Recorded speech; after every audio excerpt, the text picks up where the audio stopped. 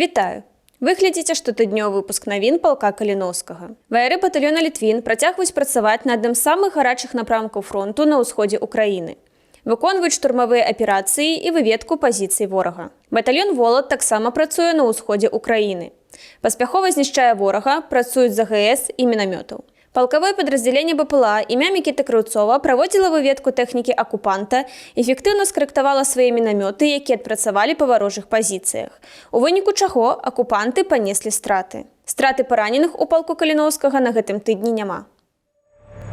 26 студзеня ў Кіеве адбыўся марш памяці Міхася Жизнеўскага, прысвечаны ўсім беларусам, якія загінулі ў барацьбе за Украіну і вольную Беларусь з 2014 па 2022 год. Прадстаўнікі палка Каліноўскага таксама удзельнічалі ў маршы, ушанавалі памяць усіх, хто ўдаў сваё жыццё, ратуючы лёс і гонар Беларусі. Полк Каліноўскага набірае танкістаў. Усе падрабязнасці можна знайсці ў сацыяльных сетках палка. З вами будзе падпісаны кантракт з узброенымі сіламі Украіны, вы атрымаеце вайсковы квіток і штомесячны заробак. Дасылайце заяўкі ў наш чат-бот з пазнакай «Танкіст». Чакаем вас у шэрагах палка.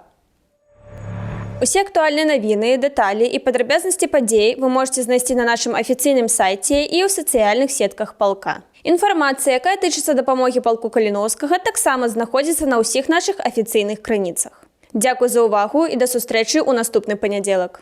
Жыве Беларусь! Слава Украіне!